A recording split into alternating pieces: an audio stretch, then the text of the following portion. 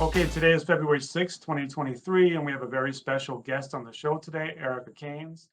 Erica Caines is a poet, writer, publicist, activist, and organizer. Erica is the publisher of the website Hood Communist, which is one of our favorite sources of news and analysis. Erica is also co-coordinator of Black Alliance for Peace, Haiti, and America's team. In addition, Erica is an organizer, committee member of the Anti-War Coalition, as well as an outreach member of the Black-centered Ujima People's Progress Party.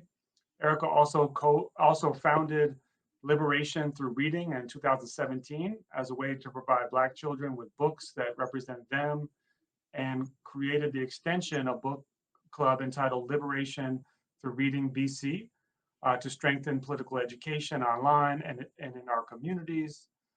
Erica, thank you so much for coming on the show and welcome to the show. Thank you for having me. Before we jump into questions, I just wanted to announce to the audience that we have Activist News Network has started a new feature. We've added a weekly summary of important news, analysis, and events. To access this weekly summary, there is a link in our YouTube channel. There's a link in the bio of our Instagram page. And I will also add a link in the description of this interview. We, of course, included at least 2 articles that came out last week from Hood Communist. So definitely check out our weekly summary.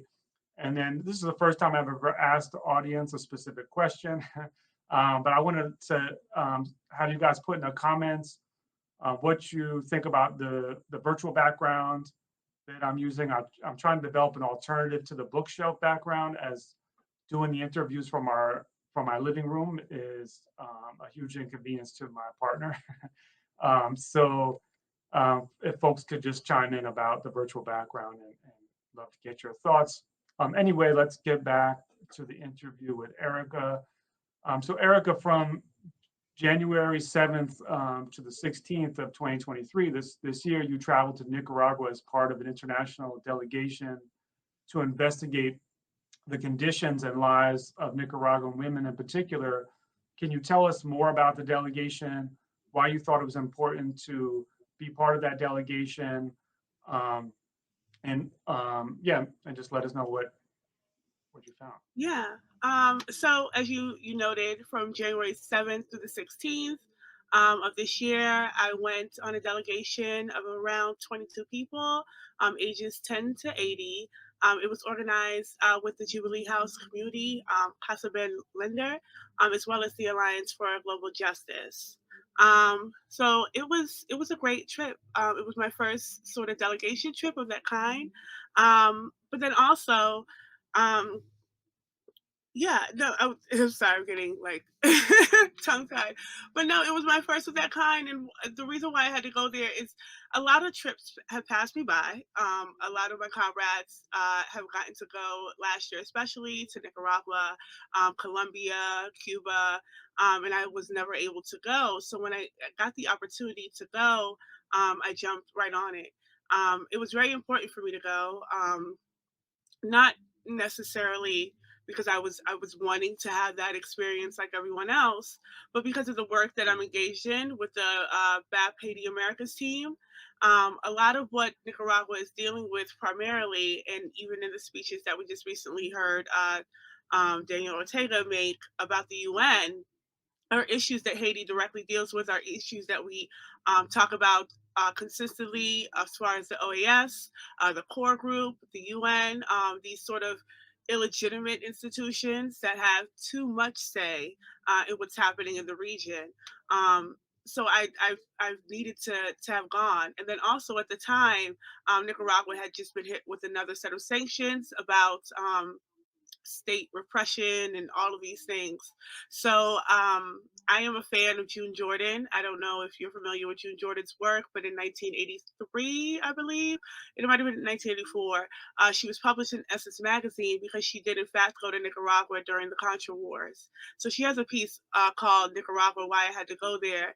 And reading that piece in a book with a series of her writings was very impactful for me, in addition to having studied more about the Grenada Revolution and hearing Maurice Bishop's high praise of Nicaragua and describing Nicaragua, Cuba, and Grenada as a triple axis of threat for Western hegemony, specifically the US. So for all those reasons, I needed to go. Well, thank you for finding the time and making making the time to go be part of this important delegation. And what were some of your and the delegation's findings? Yeah, it was a plethora of things. Like I noted, they talked about state repression, particularly religious repression, that it would not be safe for anyone to travel there. In fact, if you go to the State Department's travel page for Nicaragua, they're specifically telling you do not travel to Nicaragua. It is not safe. So they're sort of um, deterring people tourism, in fact, which is part of the economy for Nicaragua. It's a very important part because everyone works for the most part. And I say that to say that everyone that I have come into, they were proud workers. For in one sense or another, but they were all unionized workers. We got a chance to meet with women parliament. 51% of women make up the government. So that was different. I say that was different because in the conversations that we were having with these women who are in government, it was a different conversation about representation. We would talk about like a Stacey Abrams or Eric Adams, it's like or even here in Maryland, a Wes Moore, as a first black, and these things being significant. But the way that representation is talked about or even discussed in Nicaragua, it was really ideological based. So there was a clearer, distinctive understanding, and there was evil. Excuse me, not evil, but even a clarity amongst all workers. And I would say that that's probably because 57% of the budget is dedicated to education, in which, because there's so much women in parliament, they do fit the gender parity. Of course, they are seventh in the world, but that's significant only because of how much advancement they have been able to make as far as women disparities. To say that 51% of the women are represented in government is to acknowledge that it's constitutional, that women have to be in the government and have to make up at least half of the government, constitutionally based. But more so than that, the education around gender is significantly different, which I think makes the conversations different. It's a very ethics of life based sort of grassroots foundational block to block organizing that builds up the way that they interact, the way that they govern themselves. And then also, for me, what I was able to witness is that they don't operate in single issues the way that we understand single issues. Like a woman's issue is an issue of education, is an issue of health, is an issue of policing. So all of these ministries and government are always in constant communication to create and develop plans. So when I talk about gender and education, from um, primary to vocational, all the way up to college, which is all free, by the way. They have gender courses where they are explaining certain dynamics. So from child to adult, these things are talked about, which lessens the sort of gender violence impact. And then they also have grassroots foundations that deal directly with gender issues and gender violence, that help these women sustain, that help women and families. Hospitals, I mean, the advancement in hospitals, and not even to mention that the healthcare is free, but they have casa materners, where these little small homes that almost every town, I believe, has a plethora of them. But these are where the women would wait if they're expecting, and they're completely taken care of. The doctors arrive; they have a kitchen and bedroom, and it's very a communal space. But I say that to say that there is a deep investment that reminds me of Ajama Baraka's people-centered human rights. Like it's me seeing that in practice and being able to see that in practice and being able to have conversations. Like to say that these people are unionized, I mean, even the street vendors are unionized. So this is a significant departure from the US, I would say. And they're encouraged to be unionized. So I think that that's a significant departure. So that was a lot of the things that I was able to see. Of course, there was so much more. We have a report back on the Alliance for Global Justice website that we have. I've also, talked about this in other places, but I think it's on the Black Agenda report, the report back. But yeah, I think the advances that they're making, the public parks that have free Wi-Fi. When I went to Managua, people said because I've never been there, and I'm on a delegation with people who have been to Nicaragua about 3 or 4 times, and they remember it from the '80s and the '90s and now, and they're telling me Managua never looked like this. It was like dirt plots and things like that, and I couldn't imagine that because they have these installations called the Trees of Life that are trees that are lit up. There's so much color everywhere. There's murals. Of all kind of martyrs and Sandinos everywhere. There's a Sandinos from statue to installation to mural. So yeah, it was significantly different from what we're told about Nicaragua, and more than that, I felt safe. I wasn't on guard. I didn't witness any police officers with weapons. You do see some guards with them, but nowhere like how we understand it. We did get to speak with some police officers, an all women's police station, which is different. And we got to learn about how police, state like all women police stations, uh, work hand in hand with groups like Skills to Save Lives that are gender based foundations that work with women and families, and how they work in tandem, and how they depend on the police and they support the police. And that's a different conversation than what we're having, especially for when I came back, the day I came back to hear that Tort was murdered by the Atlanta police for protesting against Cop City in the forest. And that was the day I came back. That's the news I'm reading. So a lot of what I was able to see there is nothing like what we're told, especially after the attempted coup. Well, I mean, thank you so much for pointing out all of that. One of the things, and I'll put the link to the report that you mentioned in the description of this video. I found it on Black Agenda Report. One of the things I saw in that report was that, and you kind of noted this, was that the World Economic Forum's Global Gender Gap Report of 2022 ranks Nicaragua seventh worldwide for gender parity and first in women's educational attainment, literacy, and women in parliament and cabinet positions, which is astounding.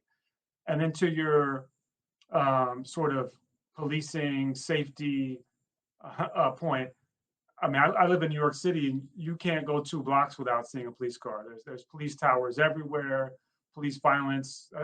The average in the United States is a police murder 3 people per day. Um, the number one cause of death for children is gun violence. So it's sort of hypocritical, to say the least, on the part of the U.S. to say that somewhere like Nicaragua is a dangerous place. I guess I have several follow-up questions. But one thing I also saw in the report was that it noted that about a third of the national territory has been legally deeded to 304 indigenous and Afro-descendant communities. Is there anything more that you wanted to say about that? Yeah, I think those are the autonomous zones on the coast. While I did not get to actually go to the coast, we did get to speak to representatives of the coast when we went to see the women in parliament. And a lot of what was discussed there was really fascinating. But more than that, when we went to go visit the hospitals, they talked about all of these plans that they were implementing, that they had all of these sort of community based medical drives, like everything. They had weekly sort of based medical popular education and political education drives that they encouraged, but they also had it in the autonomous zones, which has made it a lot easier now that they have the roads and the bridges, because Nicaragua has been building um, roads and bridges that connect, because I think the coastal region is about 5 hours away from Managua. So while they even have Casa Maternas, but I think what's most significant there is that they work in tandem with those autonomous zones. So they work with them culturally. So nothing that they do health wise impacts their culture. So they work side by side. So they don't discourage the use of medicinals or things like that, or they don't try to implement what they're doing in particular in the city onto them. So they don't try to implement sort of, I guess, what we call like Managua politics onto the autonomous zones.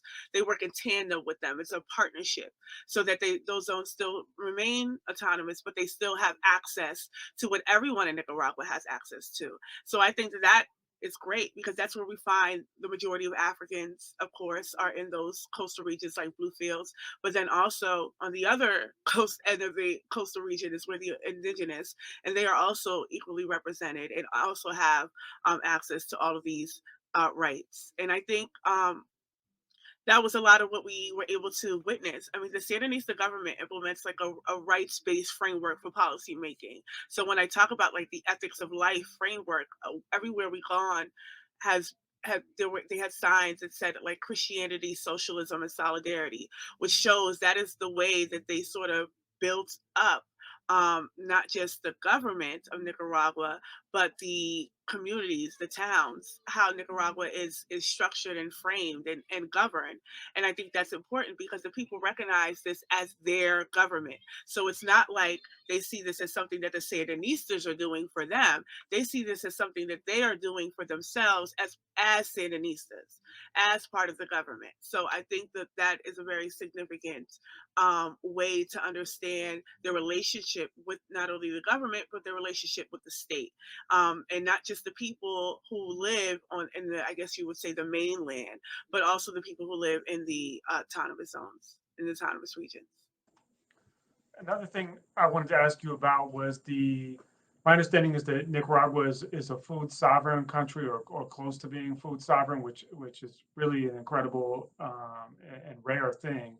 And was that something that you came across while you were there? And also, any sort of comments about their climate change focus, their environmental focus? Right. Yes. A lot of what they're doing. Well, okay, so I'll start with, yes, we did get to witness. We got to see two cooperations. They were I have never seen anything in this manner.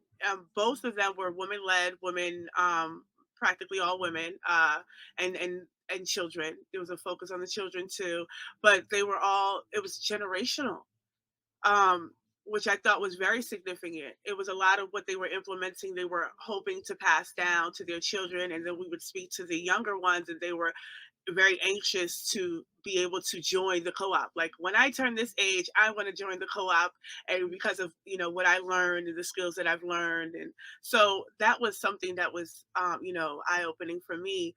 But I do want to focus a little on like the fem the in Esteli that we got to see, because they consider themselves campesinas feministas, which are peasant feminists, which differs very, very differently from the way the mainstream conversations around feminists is practiced or even discussed here in the U.S.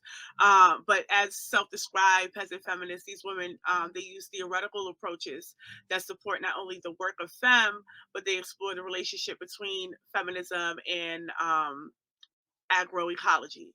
So they understand it as women and seeds, to develop a specific like bottom up approach to empower women of the peasant class. So when I say that it's generational, this is what the younger ones are coming up and practice until they are able to join the co-op.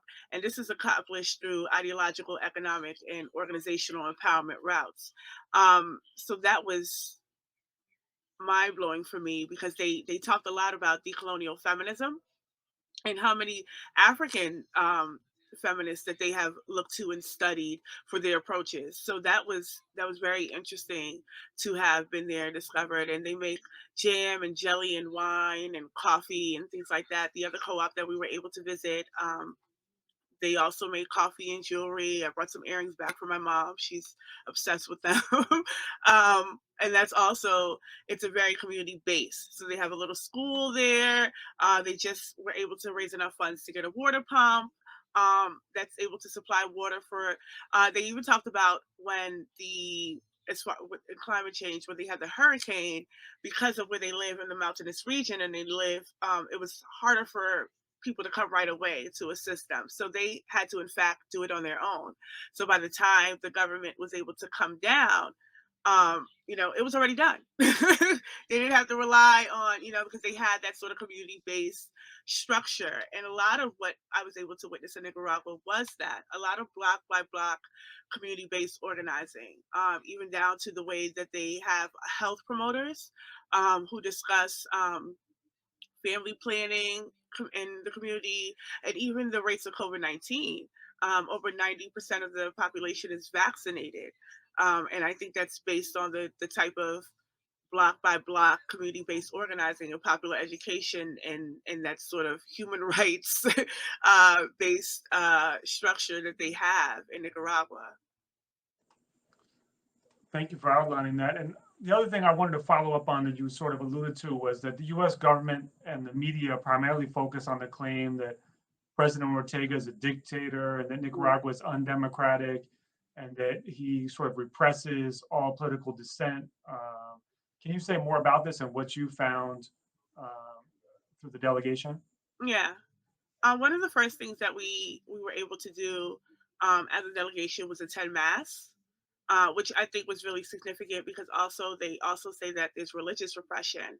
But one of the people that we got to speak to, he said something that I've been unpacking since I've heard it. I probably am going to write about it more in depth. But he said there's no contradiction between religion and revolution.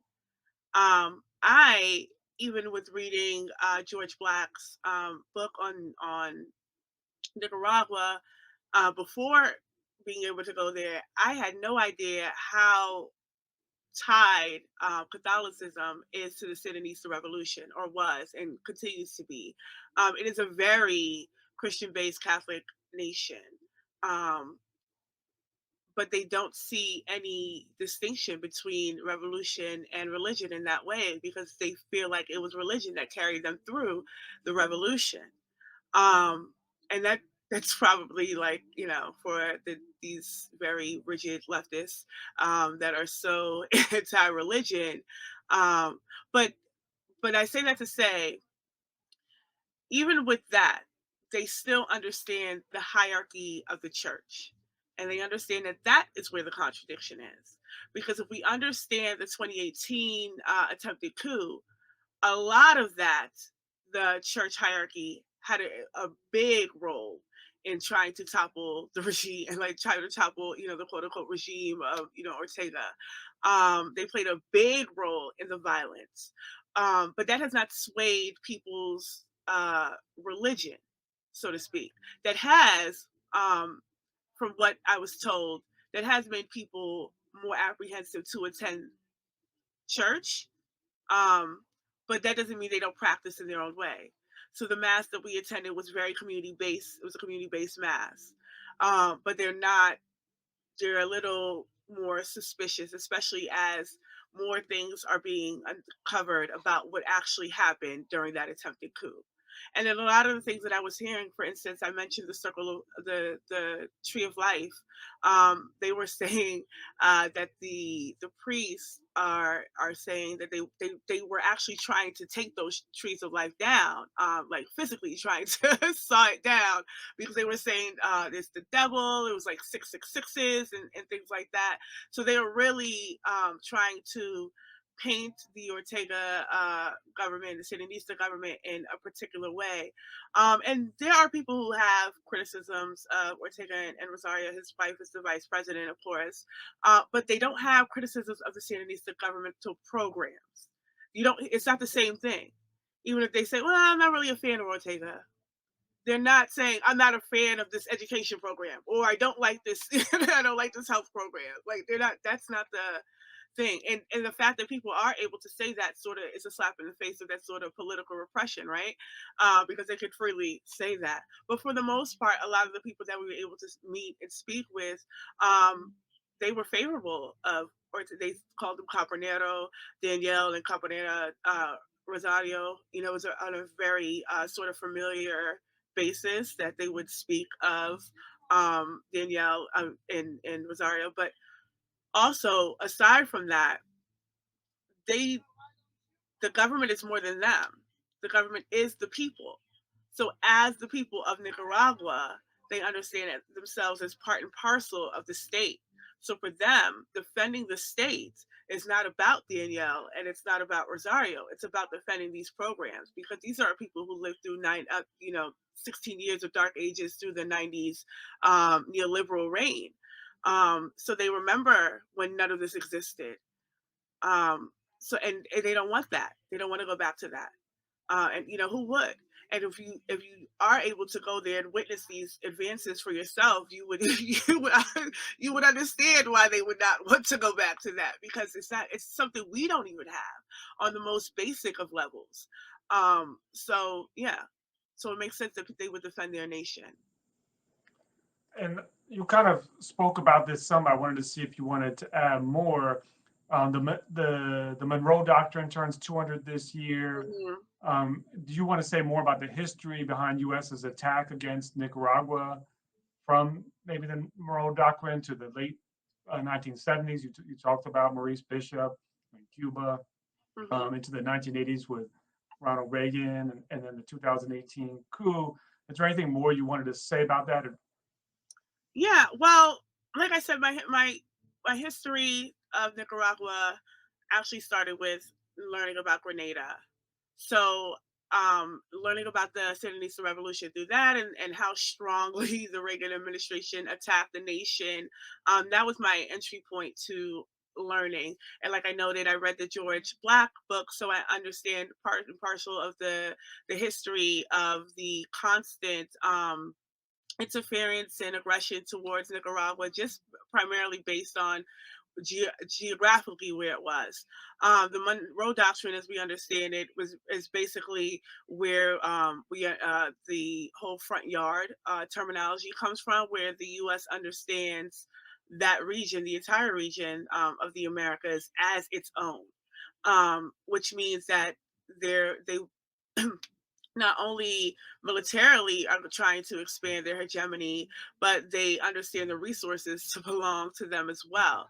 And Nicaragua, for a long time, was able to sort of avert that. I think what Sandino played a large role, and I think that's why he is so praised, especially with the revolution. But something that I was able to learn and talking to people who lived through those dark years of the 16 years of neoliberalism after 1990 was that how we understand the Sandinista revolution that ousted the Somoza family that used the National Guard to just cause drastic harm. They were backed by the US, obviously, Somoza and his two sons that followed after his death. But that revolution was truly a united front. And it revealed itself as such in the moment of the 1990 election, because that's where the split. That's around the split occurred in the 90s, but it actually started and the split obviously sort of reveals itself in the efforts to oust Ortega in 2018. But I say that to say the united front that happened that made up that Sandinista revolution was sectors of all society came together to oust the Somoza family. But everybody had different interests. All sectors didn't have the same interests. So during the Contra Wars, you see that sort of revealing itself as well. But I think the what happened in the 1990 election was a pivotal moment for Nicaragua because it did a lot of reversing of all of the progress and strides, you know, the increase in literacy, the increase in health, the provisions for women, that was all constitutionally based, was everything became privatized. And that election happened because people were essentially tired of fighting, and they just seen what happened to Panama, and the U.S. presented them with this, you either take this guy, at the time was a woman, or more war, and that is how they ended up in that situation. So I think people talk about the revolution a lot, but they really don't discuss the impact of those 16 years. And I think that is, I don't want to say more relevant, but that is as relevant as to what's happening to Nicaragua today as anything else. Because who did that neoliberal period benefit but the US? I mean, that was the entire purpose of the aggression from the Reagan administration, um, to overthrow the Sandinista government. So when they were able to sort of regain power, through those neoliberal years with privatizing all of these public services, it was rough. For So to see in 2007 when Daniel Ortega comes back, this is a new era. It's a new breath of fresh air for the country, and it has been since then. There has been legitimate efforts to overthrow the country again. I mean, even the claims that he's been in in power for 60 years. How long has Angela Merkel been in power? So I mean, I don't think the issue is of length. I think the issue is, are the majority of the people happy with what the government is doing, being led by Daniel and Rosario? And I think ultimately, when you speak to people, I mean, overwhelmingly, they keep taking these polls, right? I think they just said Nicaragua polled at one of the most peaceful countries. um, People are happy, and that's why you see that sort of, or you would hear that sort of aggressive defense of their state. And I think that's important, because one of the things that I do always try to combat is the way that we in the U.S. sort of understand states, through understanding or dealing with empire internally, right? So now it becomes all states are bad, right? Without actually interrogating what makes up a state, and what how is that state actually governing itself? What are the institutions? Um, so I think that was really, really, for me, that particular history, and then learning from it from the people who experienced it in real time, was also important.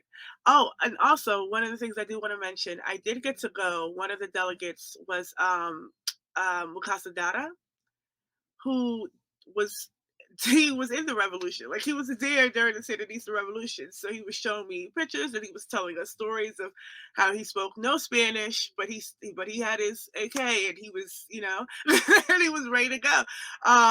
And they were so embraceful, and this is him coming back after all those years, and the people were just so happy to hear it. So that in itself was just a different sort of experience. But just learning about that 16-year dark period, I think, puts more context into why there's a continuous aggression against Nicaragua. Yeah, and it seems that Nicaragua is sort of the threat of a good example. Right. Their leadership, their adaptability, their sustainability, their food sovereignty, their sovereignty generally. I think that's part of what the attack is from the U.S. And speaking of which, as we see a rise of the multipolar world, the changing world order, and the U.S. scrambling to reverse this trend and regain imperial hegemony, what role do you think Nicaragua will play, and how do you think the people of Nicaragua will be impacted? Well, we just heard, like I think I mentioned Daniel Ortega's speech, right? About the role of the UN and the role of the OAS and all these institutions, the role that they play to sort of disrupt sovereignty in the Americas, but generally worldwide. That these are not legitimate institutions, and I think that the role that these institutions play, especially when we look at Haiti, um, because, like I mentioned, I'm part of the Haiti Americas team, and we understand Haiti is sort of being testing ground for how they're going to use these institutions to do their bidding. And you see that working outward. So when Daniel Ortega says, no, the OAS is not allowed in my country, no, NGOs are not allowed in my country, that sends up flags, because what that is doing is calling for a sort of sovereignty. What the CLAC is trying to do, albeit their sort of uh, trying and testing opinions and comments on Haiti. Um, but the zone of peace primarily is that sort of basic, I guess, multipolarity, where they're calling for all of these. It seems like as an institution, it's calling for a unity of these nations to form a zone of peace to protect the Americas. We're seeing that countries are calling for um, they're sending out applications to join BRICS. They're calling for leaving the US dollar and establishing their own currency. And I think that, like when we talk about the Monroe Doctrine, I think that puts the US on edge.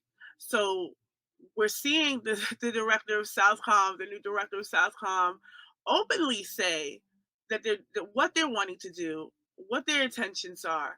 We're seeing programs like Operation Trade Winds continue, where they're having these sort of NATO-esque alliances in the Caribbean, and yeah, I guess in the Central Americas as well, because I think they were in Belize as well. But we're seeing them have these trainings, these sort of combat to combat trainings, and all of this is to disrupt the possibility of of a multipolar world, and what that could mean and what that would mean. And I don't want to put too much emphasis on it, because we still don't know what that would look like. But I think that the idea of it is enough to actually take into consideration and actually be in the movement to get that going, and interject with what it could look like. Because I think right now too many people are watching it sort of occur without assisting in what that could actually be. And I feel like these delegations kind of us they kind of help in that way, because not only do you get to see these things for yourselves, but you get to actually see exactly what the US is afraid of. Um, for all of the democracy that the US talks about, we don't know that.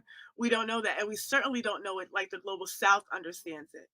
Um, and why they would vote, and why they put emphasis on voting, and why they would prefer the police, and these are questions that we have to answer here, I think, especially if we call ourselves in solidarity with these nations, because I think a large part of what that 2018 attempted coup did, aside from the hashtag activism phase with the SOS Nicaragua hashtag, um, it really disrupted um, funding.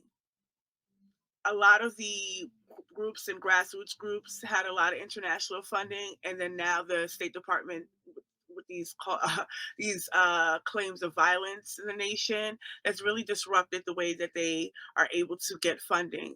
The overwhelming sanctions on Nicaragua.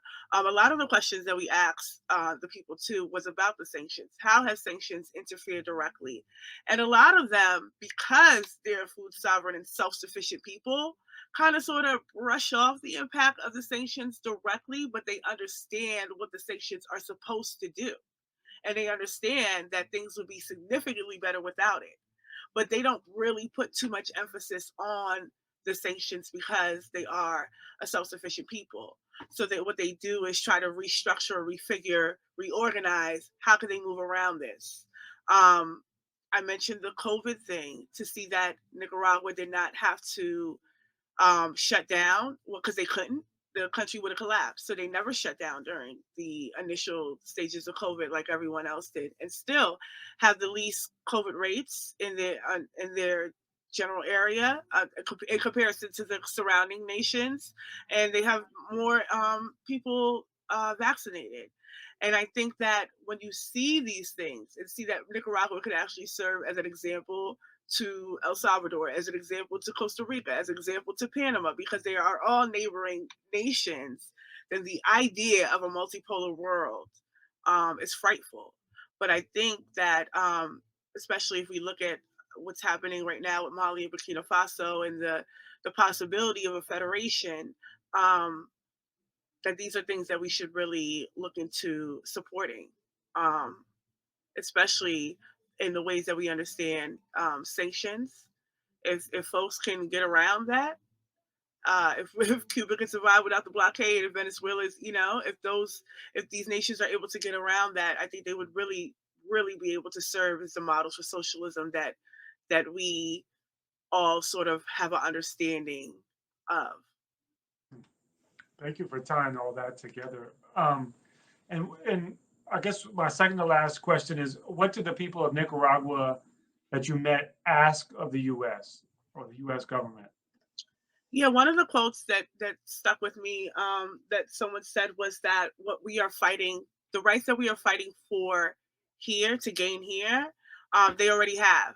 They're fighting to keep, to sustain, to protect, and that is to say, a lot of what they said, or like the go home mission, was tell people to come, tell people to come and come see it, invite people, tell if you're doing more of these delegations. And I do would love to see more Africans on these delegations. I would love to see more youth Africans on these delegations. Like I said, a lot of the people who go on these delegations have been to Nicaragua several times, so they kind of have an ins and out understanding. They're long time supporters and defenders, but more and new and fresh ones can't hurt. And I think it's also important for us to see it, because when we talk about things like community control of education, community control of health, community control of policing, these are models that are existing on a block by block organizational level there, that I think that, if especially if we use the internal colony framework, if we understand ourselves as colonized people within the empire of the US, and we could recognize sanctions within our own communities as food deserts and welfare act and things like that, then these are models of institution building and liberated zones and things, especially when we talk about the autonomous zones earlier, that we could look upon, especially food sovereignty. How are they able to do these things under the conditions, with the U.S. with the foot on their neck? It coming back, all I could think of was, how could we be able to do this in our own communities with the police on our neck and the state on our neck? Because I don't think that they are significantly different. A lot of what Black Alliance for Peace stresses is that domestic and global imperialism are counterparts. So understanding that and being able to go on these delegations, you'll be able to better understand the dynamics there, and then in comparison with the dynamics that we're dealing with here.